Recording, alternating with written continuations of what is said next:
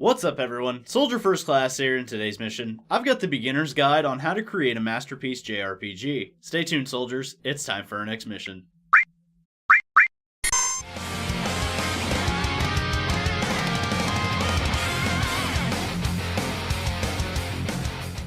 Have you ever dreamed of making the next great Japanese role-playing game but don't know where to start? Well, you're in luck because I happen to know where. That's right, Japan. Yes, if you live in Japan, you are automatically qualified to make a JRPG. If not, I suggest you move there or cheat your way to the top by downloading whatever random VPN program I may or may not have a discount code for. The next step is creating a main character, but how do you create characters in a JRPG? The first tip is giant anime-style hair. No main character is complete without anime-style hair, and will let everyone know that you're cultured and a great artist. Tip number 2, they must carry a large, impractical weapon that would have no use if it weren't for the fact that your character conveniently has supernatural strength. Tip number 3, their hometown must be destroyed and their parents need to be dead. If their parents are not dead, change the story so that they're super dead. This will give your character a conflict to resolve later in the game and gives your characters that driving force. Bonus points if the main villain is the one who killed them. Tip number 4, they should probably have some sort of emotional problem, which means they don't mix well with your main party for 75% of the game. This is only so that you can later discover that they were the leader of this party the whole time and rally the troops at the darkest hour. Tip number 5, any great main character in a JRPG needs to wear clothing that looks like something you'd cosplay at a convention. They don't have to be over the top, but my main character isn't going to be slumming it in a t-shirt and cut-off jean shorts.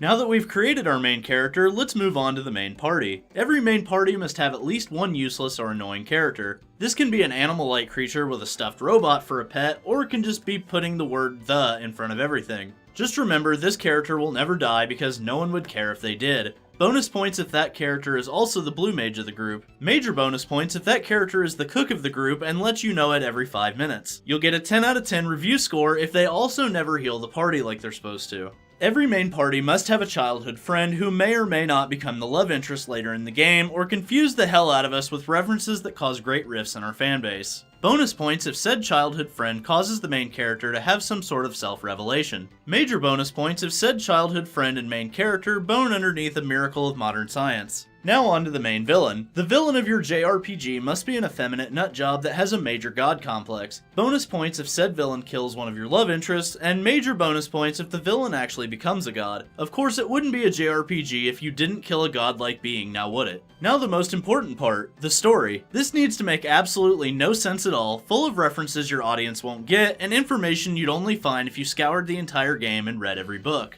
This is key because how else are you going to make 2 prequels, a sequel, a CGI movie, and a novelization that follows the after years of your game? Bonus points if you complete this entire package and then remake this game 23 years later, only to create an entirely new set of the previously mentioned compilation. Gotta think of that earning potential. Major bonus points if you slip time travel into your story somewhere. Speaking of story, there should probably be something about religion tossed in there somewhere, or politics to say the least. Bonus points if the church head is also the main political leader. Major bonus points if said church head is also the main villain. You'll get a 10 out of 10 review score if the church head is also the main villain who transforms into some weird giant face thing. No great JRPG was ever remembered without a baller soundtrack. You need to get a classical composer to make me feel feelings in the most intense, happy, and sad moments. I don't want to hear your hot mixtape from SoundCloud, I want to hear uematsu quality music in my ears. Bonus points if you hire an opera singer, major bonus points if you add rock music in with it.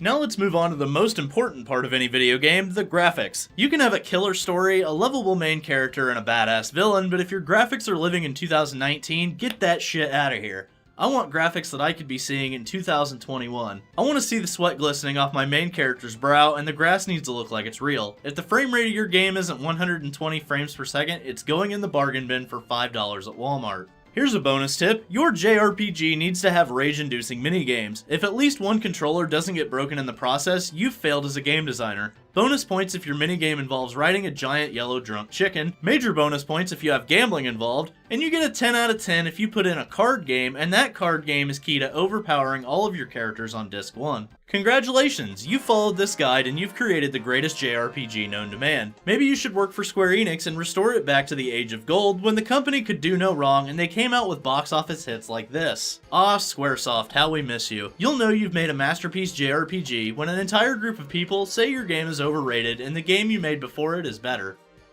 Thanks for watching, and don't forget to omni-slash that like button. Let me know in the comments section below if you're excited to create the greatest JRPG ever made. Subscribe to the channel and ring that notification bell to join the ranks of Soldier today. And for all the latest, whatever the hell this video was, I'm Soldier First Class, and I'm on to the next mission. Later, guys.